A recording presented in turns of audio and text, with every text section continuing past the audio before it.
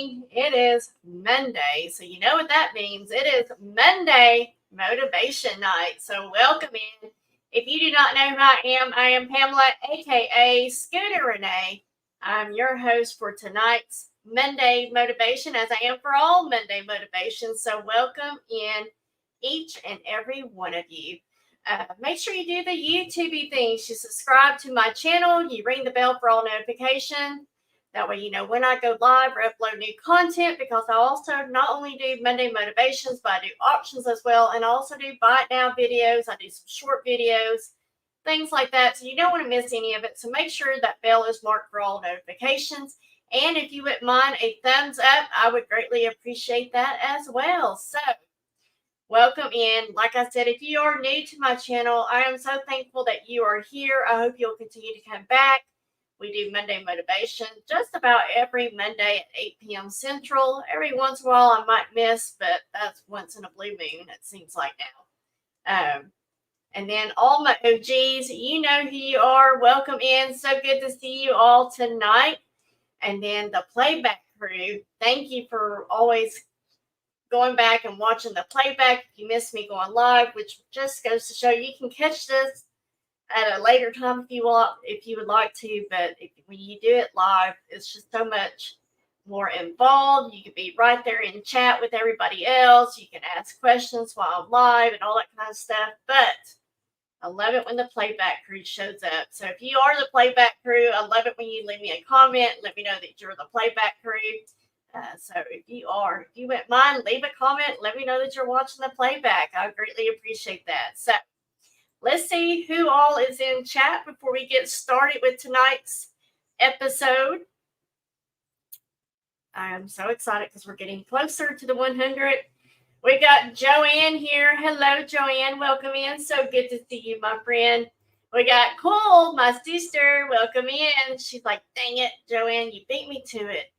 And then I love that Joanne was like, I even went to the party and put my PJs on, right? Yes. We got Unimagic Stephanie here, or Steph, as I like to call her. Welcome in. So good to see you. We got Tammy, Dream Chaser, in the house. Welcome in. My dear Tammy. I missed you. We got Nancy here. Hello, Nancy. Welcome in. So good to see you as well. We got Lisa D. I was like, I know I saw Lisa D's name. Welcome in, Lisa. So good to see you.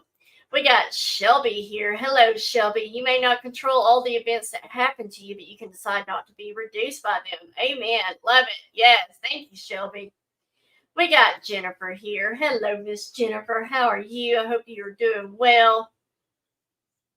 All right. And then everybody else will start jumping in here as they get the notifications and everything. And of course, people like to jump around because there's other great things going on the YouTube. So feel free to jump around, jump in, jump back. You might miss something, but that's okay. Feel free to jump in and jump back in here. Hello, Salem's Closet. Christy is in the house. Welcome in. So good to see you.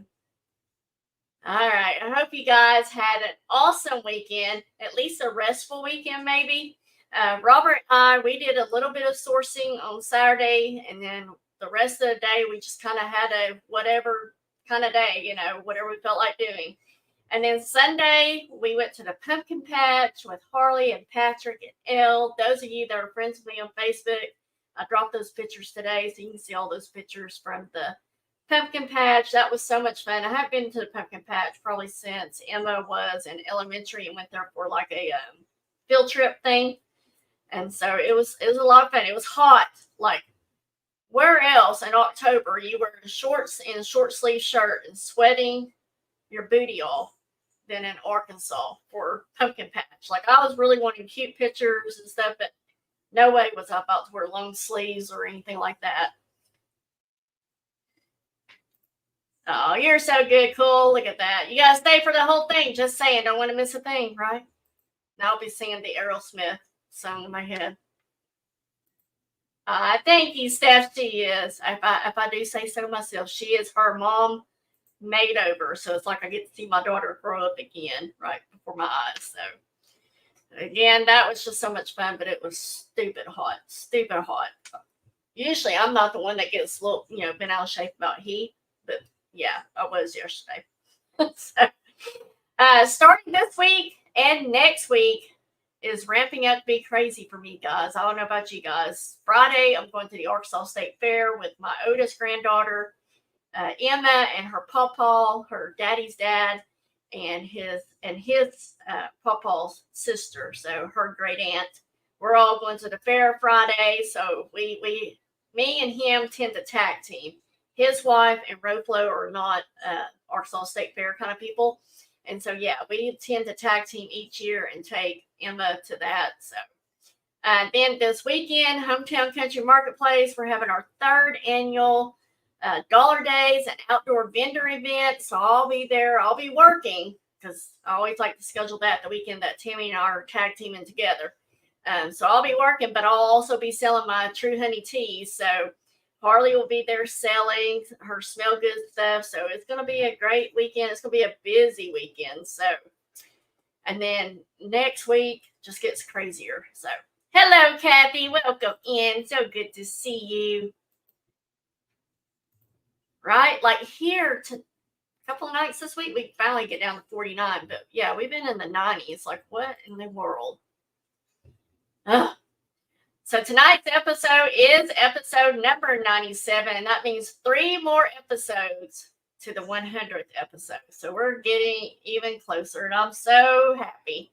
Now, I've already got that one scheduled. It's already in the thumbnail. So if you go and look at what's planned out for the rest of October, you'll see it in my thumbnails. So I'm excited about that. So, but tonight's topic is on decisive actions. So decisive means that you are someone who makes decisions quickly, and if you are a wishy-washy person, you are the opposite of decisive. So, and of course, action means that the fact or the process of doing something, a thing done. So decisive action is someone who makes decisions quickly and they take action to get it done. So first chat participation already for tonight. First chat participation. I want to know if you are someone who can make decisions quickly. Once you put a 1 in chat, if you're one that makes quick decisions, or are you a 2? Are you a wishy-washy kind of person? It takes you a little bit to make that decision. I want to see who our 1s and our 2s are. So a 1, if you are a quick decision type person, or you are 2 for a wishy-washy kind of person. Nothing wrong with being wishy-washy, okay? Let's just put it out there. Nothing wrong with that. Some of us need a little bit of time to think about what we're going to decide, right? Yes. So we got Cool in at 1. We got Joanne in at 2. Stephanie says she's generally a 1, but sometimes I need to ponder about it, right? Yes. Lisa D's a 2. Jennifer's a 2. Yeah. I figure we probably would have more 1s than 2s. I thought I might be the only one in a 2, but really I'm a 2 like in everything else in life, I think. But like when it comes to my business, I'm definitely a 1. Like it doesn't take me any time to make a decision about something that impacts my business. So thank you guys for sharing and letting me know. No wishy-washy, just have to pray about decisions, right, Kathy? Yes. And if it comes to like shopping, I'm usually a 1. I'm an impulse type person. Yeah. All right. So, like I said, I can make quick decision usually when it comes to my business, but when it comes to simple things I really just don't care about, or I don't, where I don't have, or I don't have to make a decision. Really, mine and Robert's daily topic is what's for dinner. Every single stinking day, unless we've already had something planned, it's always what's for dinner. Anyone with me on this, is this you and your significant other, you and your child, you and a relative or a friend? Is this a topic that you have in your house daily? Because it is one that we have in our house, because it's just me and him. So, I most of the time, Jennifer says, yep, right, 100%. Yes, like I know there's more people than us that sit here and talks about dinner every single night. Robert can talk about dinner at 8 a.m. in the morning, though. And I'm like, you got to give me a little bit of the day, because what I want now might not be what I want in the evening. So all the time. Cool. Like, we're like that, right? Yes. But like I said, I most of the time, I don't care, what I eat. If Robert wants Zaxby's, I know what I want. If he wants Chick-fil-A, I know what I want. Being so it's just the two of us, we do eat out quite a bit. If it's Waffle House, I know what I want. Just tell me where you want to eat, and I can figure out the rest. Now, the hard part is when Robert gives me too many options, especially breakfast, because I love breakfast. And so he'll say, you want Waffle House, Cracker Barrel, or Krispy Kreme? Well, crap, I want something of all three. So that is when I'm definitely indecisive. I cannot make a decision when it comes to breakfast. So mostly maybe if I say, what you want for dinner? He says, I don't know. What do you want? See, that's our conversation. What do you want? Well, I don't know. What do you want? And I'm always like, well, it's the same old, same old. So I already kind of know what I'm going to get if you decide what you want. So then we got to fight about who's picky, who's not picky, all that kind of thing. So, but, just tell me what it is that you want. I can go with it. I can easily go with it.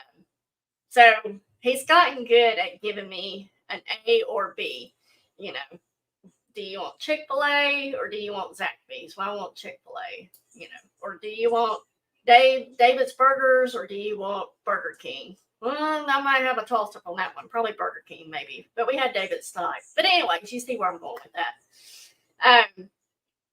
But honestly, I don't care. I really don't care because even my personality test thing that sometimes your therapist will have you do in their office and whatever, I had 2 exits in my personality. And y'all heard this story many a time. And my therapist at times, she said that normally doesn't happen for someone to have 2 exes. They might have a ex, but usually not 2.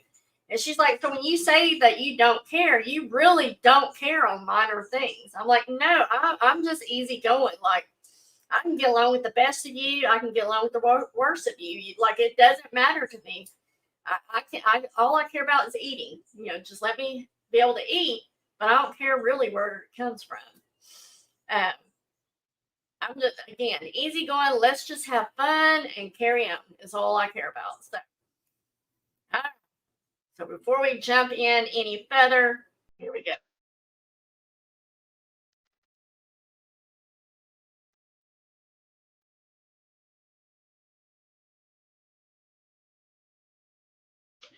Positive spot thought. Brilliant ideas are love notes from the universe that say, this is for you. I think you're hot and capable. Go share your stunning you-ness with the world. I love that. I think it's so cool. I think it's along the lines as Selena will text me ever so often. She'll go, you is important. You is kind. You is love. And so when she said that, you can't see it behind my big sloth there, but I have that sign that I keep back there as a reminder. Because usually she sends that to me when I need to hear it. And so it's not all the time. It's like once in a blue moon, but it's always the day that I need to hear that. So I have to get that sign to where I can see it. Same for me, just easy on my tummy, all I care about, right? Yes. I know most of you know that I've done half marathons. I worked hard regardless of any roadblocks that have been thrown in front of me, like getting sick, because it never fails. When I'm training for a half marathon, I get sick. Don't get sick any other time, just when I'm training. Maybe someone has passed. I was trying to think back to the times I trained, and I don't remember anybody passing during that time, but maybe there was someone, or lack of training the week before, and here I go. I got to really put in the mileage this week type thing. But I made a decision to do them, and I took action is what really matters. And I'll share more on that in here in just a little bit. But in the book, the author shares about a movie called Touching the Void. I've never seen this movie, never heard about the movie, but maybe someone in chat has heard of this movie. She really talks about how good this movie is, but it's like the other survival movies you've seen where like the guy gets, where was he, like in a canyon somewhere or whatever, and he had to chop off his arm to survive. But it's along those kind of type of movies apparently. But it made me think, however, back to my training days and the day of the half marathon. I will share in the story that the author is sharing of this movie about this man, was that the first important thing that this climber decided was that he was going to live. That's the very first thing she shares, is that he was going to live.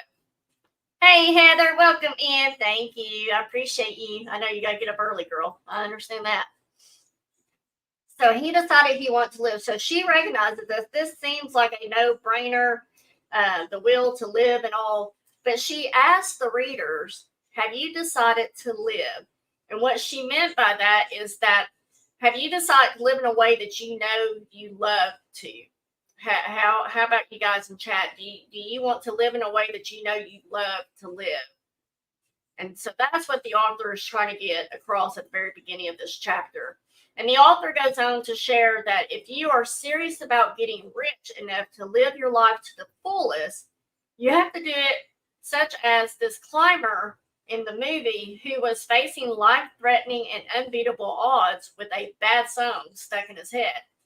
And the reason you have to be so serious is because the second something goes bad, the second something goes wrong, it goes in a different direction, or it gets too dang hard, it costs too much money or time, you'll be doing and saying all of your excuses on why quitting makes so much sense and weighing your options.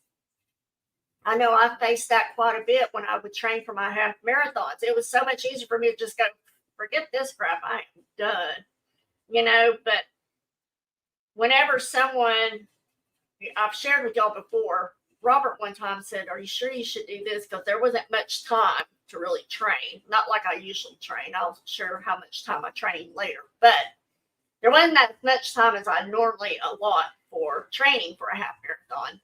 But as soon as he said that, are you sure you should? I was like, that's a challenge throwdown. Yes, I should,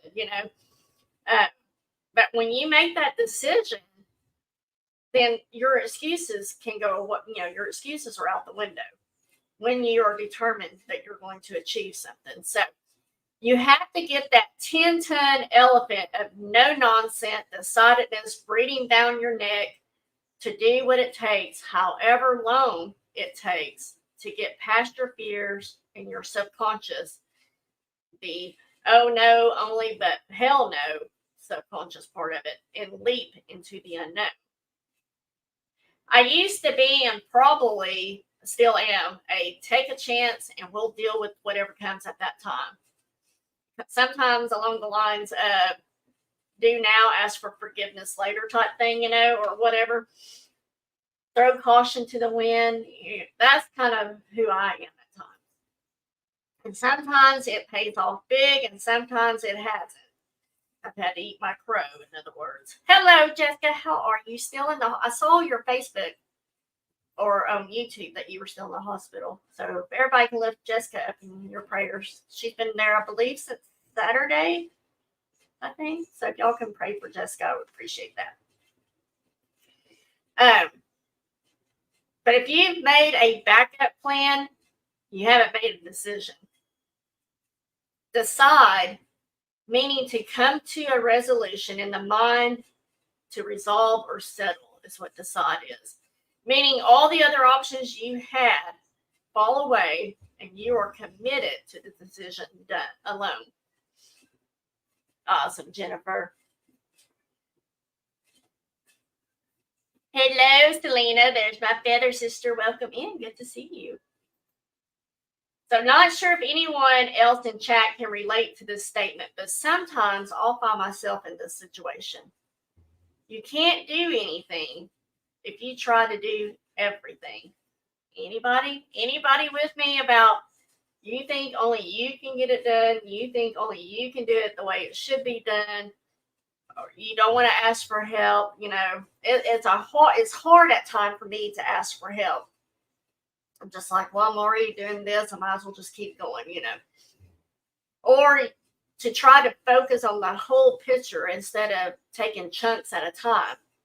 You look at everything instead of just breaking it down into little pieces. Right? Yes. So Jennifer says, true. Joanne said, that's me, right? So in the book, she says, that one of the biggest pitfalls on the road to success is fragmenting your time and focus. Meaning that if you're all over the place trying to do everything, then honestly, you're just half-assing a bunch of little different things instead of kicking butt at one thing. Right, Jennifer? Yes, yes. It's like squirrel, move on to another thing, and then I come back, circle around, come back to the first thing. Yes. So she says that, you're not really getting anything accomplished when you're focusing on several different things than if you would just focus on that one thing and kick booty at that one thing. So, all right, Jessica. Anyone in chat ever made a decision that when you did make a decision that you were doing this one thing, whatever that big one thing is, right, Kathy? That's what I think we all have believed. That my mom said, if you want it done right, do it yourself. Right? Yes. Right? So, yeah, dude. I'm everywhere and getting nowhere. Yes, I get it. So when you make that one big decision and you become obsessed with that decision, with the thoughts and making whatever it was happen. Like when I get in something that I want to do, there's, like I said, Robert saying, do you really think you should train for that one? When I get that mindset, there is nothing and no one is going to stop me. It's like I become obsessed with it.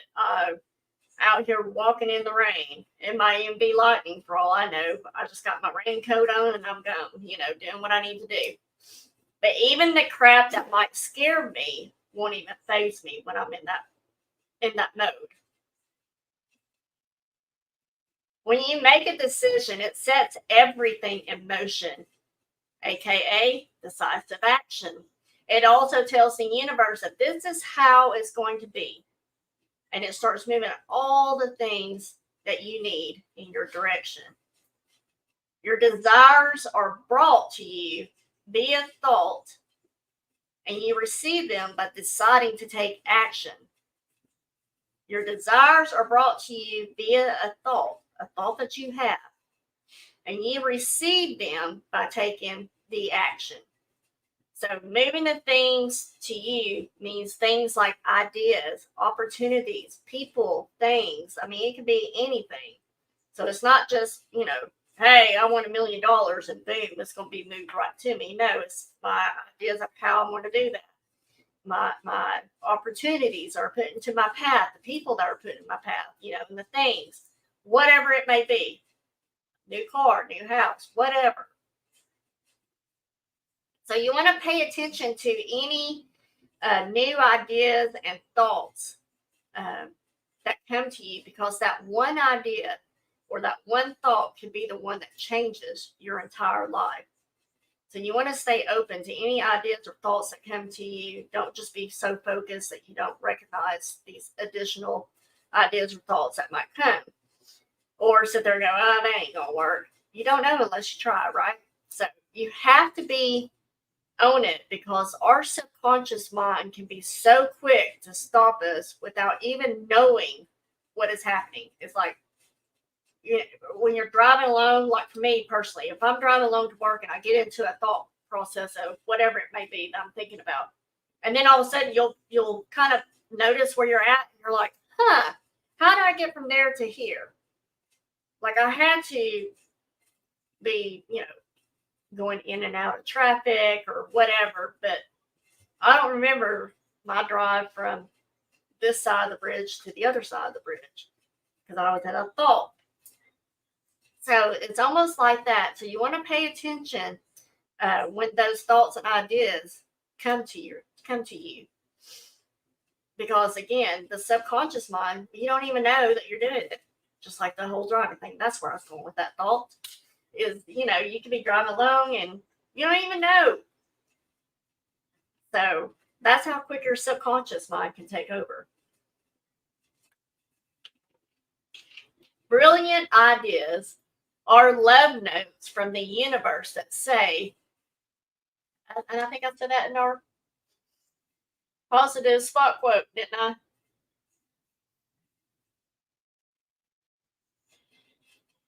Yes, again, brilliant ideas are love notes from the universe. I didn't realize I put it twice in my notes here, but it's worth noting again. It's from the universe that say, this is for you. I think you're hot and capable. Go share your stunning you-ness with the world, right? Yes. Thank you, Jennifer. I was sharing with you when we first started about doing these half marathons. And you might be wondering now, Scooter, why in the world would you do that to yourself? It's brutal. Well, one, it was a challenge for me. But there's something about earning a medal at the end that says you completed something that you set out to determine to do, even if there was roadblocks and even if there were naysayers. I mean, I'll show you these because these are what I actually did in a race where I was timed and everything. And then I got a couple that I've done virtually. So I don't know if you can make it out, but that one that's right there by my sign, that's a Beauty and Beast medal that I really wanted. So I did a virtual walk on that one. Then I have a sloth one that says Sloth Life, so. All right. So just real quick, just to show these off, because I don't get to show them off too often. But this was 2009.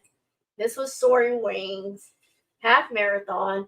So there's that one. Because I want you to know that I put truth behind my words. I'm not just throwing stuff at you and not doing the action myself. That one was 2010. So I did those back to back. Then I had some things happen. And so I couldn't do the other ones until 2015. And I love this one. This one is just as big as my hand. I love that one. Right? Worth mentioning twice, yes. So those are the medals where I actually was physically in the race. And I had time that I had to do, So you see, when I was doing the half marathons, I would train for weeks, months. Like I would start training usually a couple months or so before the well-conditioned trainers would start training, the ones that are used to doing these every year and so forth. So like I would start, let's see, that one was in October. I would probably start, October of the year before, anywhere from 6 months to 12 months before the event. I would go ahead and start training then. And I'm a walker. I'm not a runner as well. So I needed to condition myself. And each week I would build up more and more and more. And now I look at the places that I used to walk and stuff. And I'm like, gosh, I can't believe I used to walk that. I would walk from the house all the way to the end of Maul Mill Boulevard, which is only a half mile, which is crazy to me. It feels longer than that when you're walking or, even when you're driving, I guess. But it's only a half mile. So I need walking all the way down to the end of my actual big neighborhood, all the way back to my house was a half mile. So, oh, yes, you said that before. I forgot about that. Yes. Nancy said, I'm not normal either, and that's okay. I don't want to be normal. I want to be me. Right, Nancy? Yes. Yes. So I wore this Garmin watch. There's a point to this. I wore a Garmin watch. It was a big, bulky. I don't know if y'all remember the old Garmin watches, but it was big and bulky. I would wear that. And so it was always fun to try to beat my time, see if I could do it faster, whatever. Again, walking, not running. And especially to beat my total half marathon time from before events. So like 2010, I was trying to beat 2009. 2015, I was trying to beat 2009 and 2010's time, And during the whole half marathon that I was doing, the sound goes off, the pew pew goes off, and you start the race and you're so excited, you got the adrenaline going and everything. And for me, when I get around the 7 to 8 miles mark, I start to somewhat struggle.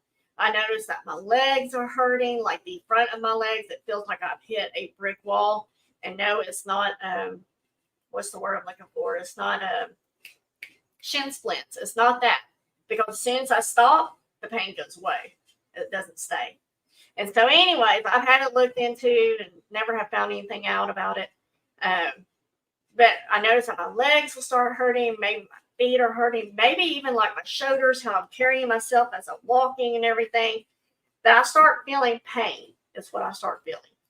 And around the 10-mile mark, Around the 10 mile mark, I'm like, what in the blankety HE double hockey sticks was I even thinking doing this? And this is where I start playing games with myself. If someone is in front of me, no matter how close or how far down the street they are, my goal is to get past that person and then the next one. And I'm watching my Garmin and I'm watching the time and I see the next person I need to get by. Next thing you know, because I've been doing that since mile 10, next thing you know, I'm at mile 12. I've done 2 miles in that short period of time, it seems like. And now, if you didn't know, half marathons are 13.1 miles. 13.1 miles is how long a half marathon is, if you did not know this. And let me tell you, that 1.1 mile seems forever when you hit mile 12.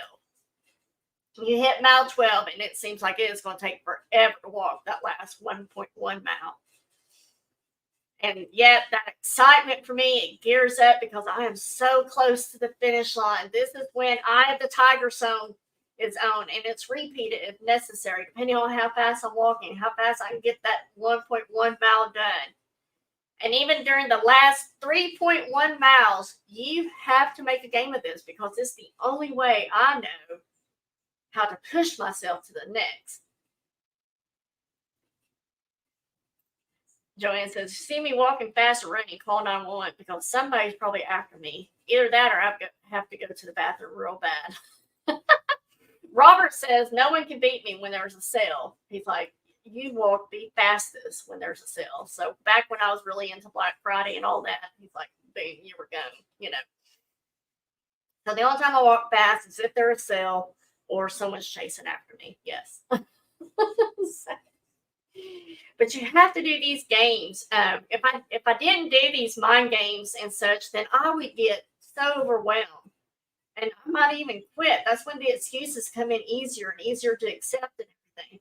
And we do this when we take on new things, big changes that we are choosing to make. And when we do this, we not only have the stuff that we do day in and day out. So, for example, my side business, my reselling business, I already work a full-time job. So you can imagine I'm already tired working my regular job, and then I come home and I do this one, This one is so much more fun. Anyway, but we not only do we have the things that we do day in and day out of our lives, but we have more stuff and we pile more stuff on as well to achieve this new goal that we have set. Overwhelm is just like calm. It's a state of mind. And all you or I have to do is make a decision which side we're going to attend. Are we going to attend the overwhelmed side, or are we going over to the calm side? Overwhelm means when you make the unhelpful decision to stop breathing, lose perspective, and forget you're in control of your life. That is overwhelmed. So the author, she gives us a couple of ways to beat the beast of overwhelm and lock it back in the cage. Keep a hold on it. Number one, you want to investigate the specifics. You know how sometimes we just fly off the handle and we assume that the vague, infinite details of our lives is just crushing us to death. You don't know what assume means, right? So we won't go into that one. But for example, I have 1,000. How many of you have said this or something similar to it? I have 1,000 emails to answer. I have to deal with the kids, make dinner, and XYZ is going to take forever to complete. You need to investigate the specifics. Well, the 1,000 emails are really like 14 of them. Dinner only takes exact amount of time, 20 minutes, 30 minutes, whatever it may be that you're doing. A neighbor or family member or family friend could help with the kids, pick up the kids, whatever, was needed. And then you still have time to find or finish XYZ.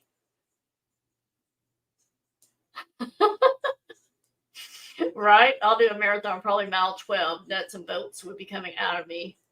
You will hear ding, ding, ding. Right? I can just say it. Ding, ding, ding, ding, ding. Yeah. So you want to investigate what those specifics are.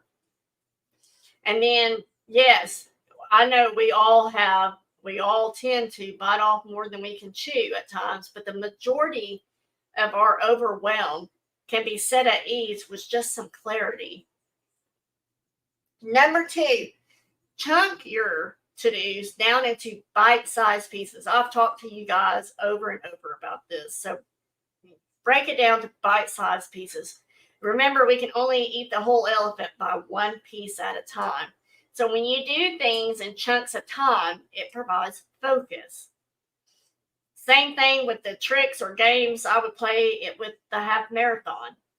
Once I broke it into chunks and not facing the whole 13.1 miles as in one whole thing, it allowed me to focus. It also did 2 other things. It strengthened my faith that I could do this and get it done. And there was no thoughts of stopping and not finishing. What you focus on, you create more of. And it also helped me maximize my time.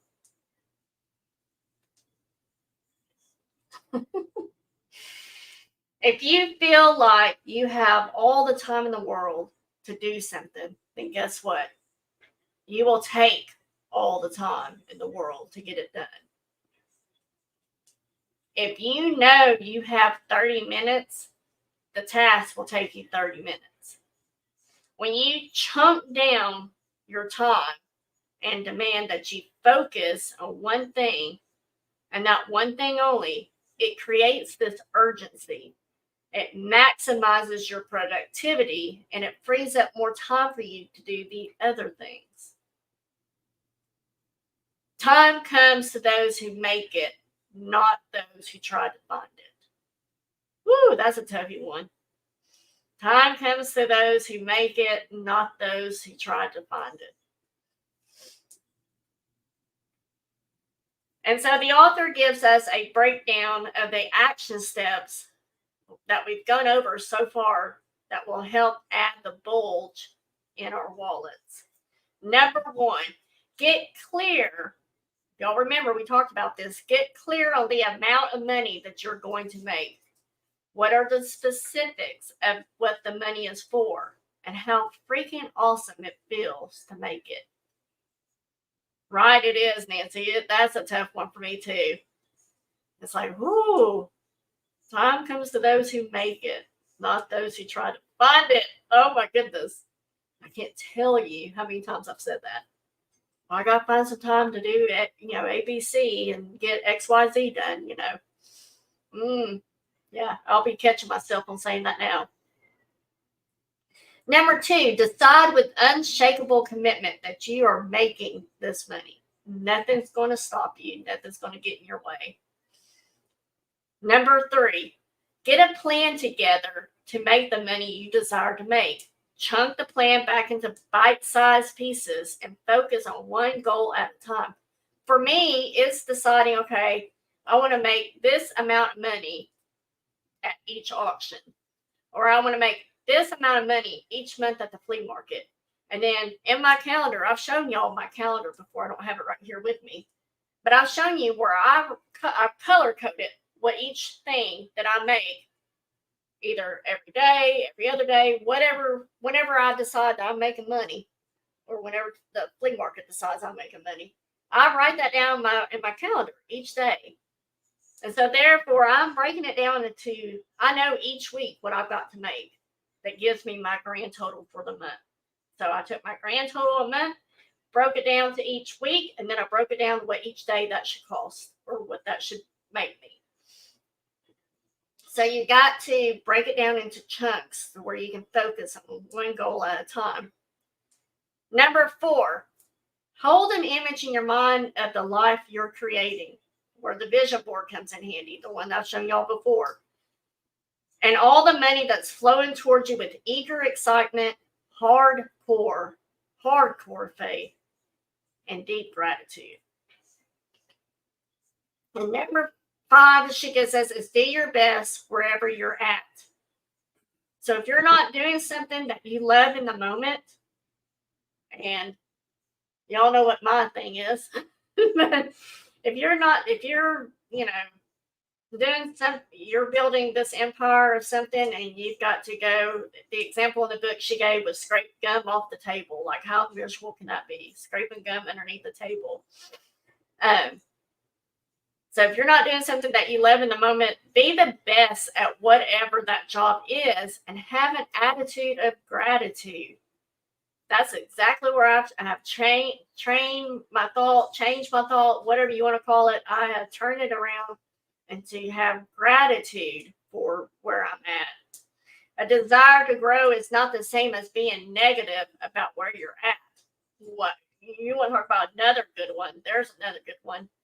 A desire to grow is not the same thing as being negative about where you're at. That one speaks volume to me. Number 6. When the universe presents a how that leads in the direction of your goal to make more money, instead of taking yourself out of it or talking yourself out of it, leap into it immediately, especially if it's scary. When the thoughts or ideas come to you, you only need to ask yourself 3 questions when those thoughts and ideas come to you. Is this something I want to be, do, or have? Is this leading me in the direction of my goal? And lastly, the most important question is this going to screw anybody over if I do this? And if you can answer each of those in a satisfactory answer, then go for it. And that's one of the things that she says in her book. If you're not screwing anybody over, go for it, Let your fears be your compass. Let your fears be your compass. Remember, face everything and rise. Let those 4 words that stand for fear be your compass. Face everything and rise. Transforming your life is entirely about your desire and decision rather than the solutions that may or may not be right in front of you. One of the quickest ways to sabotage your own success is by adopting a victim mentality and convincing yourself that your challenges are way harder than anybody else's. Almost you can't do it. And you may have faced significant challenges, but others in tougher situations have achieved incredible things. Thank you, Nancy. Here's another good one, I think. Success is not about where you're at. It's about where and who you decide you're going to be. Success is not about where you're at. It's about where and who you decide you're going to be. How badly do you want change? Change in your life. Because when you decide to get rich, make more money, whatever that looks like for you, the options are out there. And yes, they may take time for you to wake up to. Now, how bad do you want it? I think that's a song, right? How bad do you want it? How bad do you need it? Human potential knows no bounds. Yet we often fail to tap into our true capabilities. It's time to unleash the extraordinary power that resides within each of us. What's holding you back if you're not where you want to be financially? And we all know, just like the definition of insanity, we pretend that by working harder at these same things that we'll get different results. There's a big difference between can't and don't want to. This is about working less, not harder, when it comes to getting rich. It's making a decision, taking action, and doing the one thing that scares the crap out of us. And then she has in here, I'm going to go ahead and share with you, she's got last resort spending. Last resort spending. And I will note here that the author, right, you yourself is holding you back, yes. I will note here that the author does discuss about spending money we don't yet have, how it's a scary risk. I do not favor either, and this is totally entirely up to you, your life. You know what's going on in your life and everything. But she gives us the money version of leap and the net will appear. Y'all have heard that before. Leap and the net will appear. She talks about going into debt, but realizing that it too is a mindset on how you feel about the word and such. So you might have to invest in your business before you even have the money that you're making for it, or invest in your own self. You might have to pay for, coaching or a therapist or whatever that may look like for you that you might not have just yet. You might have to pay for some education that you don't have yet that will, put you further along in making the extra money or whatever. So she does talk about how going into debt, but realizing that being in debt is also a mindset on how you feel about that word and such. Hello, Echo. Welcome in. Good to see you. So,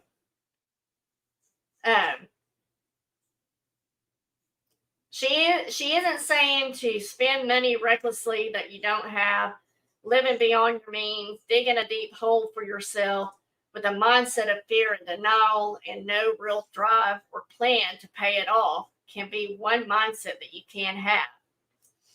She's not recommending to us to do this. She is talking about going out on a limb and demanding of yourself that you rise to the occasion and do not stop until you make the money back. That is the mindset you need to have if you decide to do this. If you decide to go that route. It's the last resort spending, is what she calls it. Oh, no worries, Echo. Thank you for being here. But she also says if you have to wait to have the money first, it may never happen. If you need to take out a loan or rent space, put a plan in place, or rent a space for your business, put a plan in place to pay off your debts and demand of yourself that you make the money back. Even if you have to go and ask somebody for the money. Because she talks about, I don't know if y'all remember, but at the very beginning of the book, she talked about how the $85,000 for this life coach that she got, she actually went and asked somebody for the money. I don't know if it was a relative or a friend, but it was somebody that had that kind of money. And so she was talking about how you just show up and you just take the leap and say, hey, I need to borrow this, and I promise I'll pay it back to you whatever amount of time, whatever amount of interest, if you want to add interest. I mean, that's what she did with this lady. She's like, I'll pay you back. She paid her off in a year's time and whatever else, and ended up making her first 6-7 digit figure because of doing that. So that's what she's talking about. And then I also like that when you're sitting around inside of your comfort zone, you don't get anywhere. Yeah, we were just talking about that, Echo.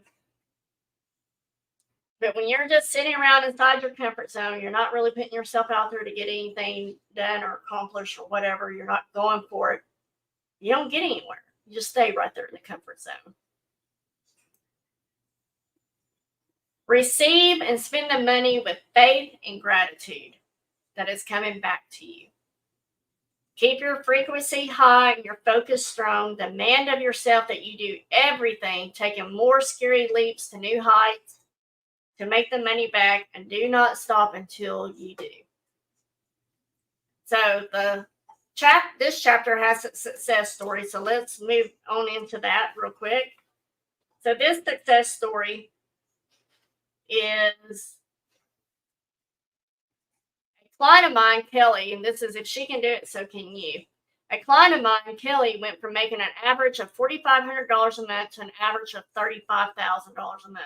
Who would not like $35,000 a month? By scaring the crap out of herself. Kelly has her own t-shirt company. At the time, she was frustrated by the fact that no matter how much money she made, she always barely had enough to get by. Something always came up that sucked it away. How many of us have been there? Recently, my daughter, she's like, every time I think I'm getting ahead, I gotta take 2 steps back. I'm like, welcome to adult world. Her car would break down, an unexpected bill would show up, a family member would need bail money. She wanted to take on more business, but couldn't handle more on her own, and she felt she was too busy to train someone. Then, when business was slow, she told herself she couldn't afford to hire and train someone because business was slow. She stayed in this loop for years and years. I had convinced myself that there was no way I could hire someone. I was late on my mortgage, didn't have any new business coming in, and I kept thinking, how can I be responsible for someone else's income too? That's a scary one. That is definitely a scary one. When my coach told me I had to commit to hiring someone if I wanted to grow, I was utterly terrified. But then my mindset suddenly shifted. It was like once I was given permission to do it, I had this epiphany that, of course, it's so obvious. This is what I have to do. Before the shift, there was no way I could see it.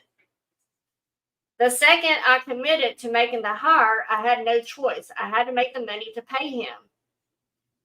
It totally terrified me, but totally motivated me. I knew immediately I made the right decision because once he started working for me, the floodgates opened and all the business I was physically pushing away started coming towards me. There was no way I could have handled all the business that came in without him. After our first coaching session, I raised my frequency by making this scary but exciting commitment to bring someone else on. Visualize and set affirmations about bringing in the money I desired to make. And within the first week, I wound up making $26,000 in 1 week. I feel like it was 50% magic, 50% hard work. What a wonderful feeling to not wake up in the middle of the night stressing out about money. I can only talk to my stepdad. My stepdad, when he was thinking about getting an assistant, I've shared with y'all before that my real dad had an affair on my mom, so my mom trusts no women whatsoever. And so my stepdad had, thought about hiring me and everything. And he said when he hired me, his what he made, he was a financial advisor, first year doubled. And then after that, it tripled because he was able to not have to focus on the minute things, the service work or any of that. He could just concentrate on presenting, coming up with ideas for his clients and everything, and making proposals to them and stuff like that. He could just sell. I took all the other stuff off of him. Sorry. So it does happen. I mean, that's why people hire an assistant, so they don't have to worry about all the tedious things that they don't want to have to worry with. They always say hire somebody to do stuff that you don't want to do. So there you go. All right. And then last week's money mantra was, I love money and I'm grateful every day that is surrounding me with this glorious goodness. This week's money mantra is a really good one. And I encourage you to write this one down if you kind of got into these mantras. You're a mantra kind of person and everything. So this week's is, I love money because I am fearless, badass, money-making machine. I love that one. And then she gives us, as your homework is one, anticipate your obstacles. Doubt is like the little string you tug on that unravels the whole sweater. Get clear on the top 3 things that could bring doubt to your resolve and prepare yourself to meet them head on so they are powerless over you. So an example she gives us is, my spouse won't be supportive of me. Have a mantra ready. Only I know my own truth, and I know in my bones that I am rich. Write down the obstacles and write down the solutions. Number 2, raise your bottom line. So often your decision muscle only really kicks in when our backs are against the wall and we have to make the money. How many of us have been there, right? Our backs against the wall and we have to make money. That's when our decision muscle only really kicks in. Rent is due, we need surgery, the mafia is at the door with an IOU. Decide on an amount that is going to be your new bottom line. I have my bottom line for every month, how much I have to make on my side hustle. That's my bottom line. But you want to make that so it's no longer zero. Let's say $500. You have to have $500 in your bank account at all times. And the second you get near the amount, you sound the rallying cry to up your game and bring in more money so you don't go below that amount. And then keep raising your bottom line every month or so, and soon you'll no longer be in a struggle. Oh, I'm so sorry, Echo. And I don't know if you're in the path, but if y'all can be praying for Florida, they got that other round coming. And I don't know if it was true. I read it on Facebook, so if it's on Facebook, it must be true. But they said that the next one's already rated at Category 5. So they're telling everybody, get out of Florida, basically. Like I said, I don't know if that's true or not. That's just what I read. Number 3, spend money in new ways. Buy something extravagant to raise your frequency and remind yourself that you are in the flow and that money is a renewable resource. Something expensive, exciting, something that won't break the bank, but that feels decadent, that has great meaning to you and inspires you to kick some booty. Number 4, make one big, hairy, scary, non-negotiable decision right now that will move you towards your financial goal, and do it. I mean it, right now. Something you've had in the back of your mind that you know would totally change your world, but have been too scared to do. Snooze not, lose not. There's no time like the present. So fill in the blank. Yeah, fill in the bank too while you're at it. Fill in the blank. I'm grateful to money because, and there you go. All right.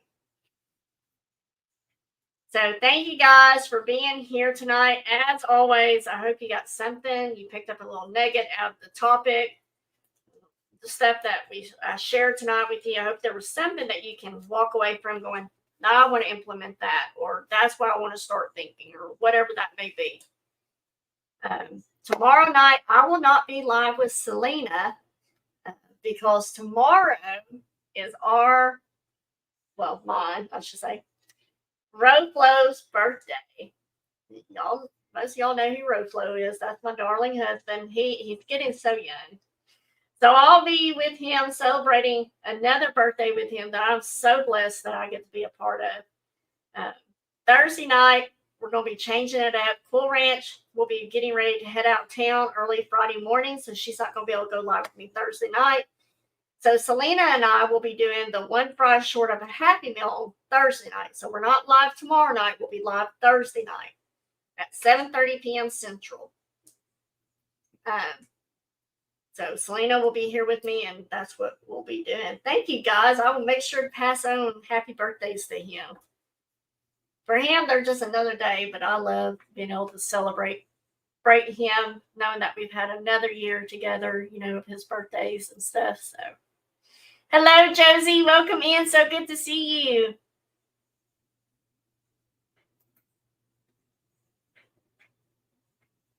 Really? Wow. I mean, I know they got hit, but you all got hit. So everybody needs, to be taken care of. So, yes, I will share all the birthdays with him and everything. So tomorrow night, I will not be live because I'll be with Roflo for his birthday. But I will be back Thursday night with Selena for a one fry short of a Happy Meal at 7:30 p.m. Central. Yo, you're fine, Steph. No worries. As always, make sure you have that bell marked for all notification. You never know when I might pop up or drop a buy it now video. So make sure that bell is marked. Don't forget the thumbs up on your way out. Make sure you are praying for Jessica because she's been at the hospital, and also be praying for everybody that we know that's down in Florida, Georgia, and the Carolinas and everything. Be praying especially for this next storm that's coming through for their safety and everything. And if I miss anything, I apologize. Feel free to reach out to me if you got questions or anything. Y'all know how to get a hold of me and everything. So it has been fun, guys. Again, I hope you got something out of tonight's topic. If you did and you want to, feel free to leave me a comment down below. Let me know what you're walking away with that you're going to put into use for yourself. But get your decisive action going, and we'll see you at the next Monday Motivation, where we'll be moving on up.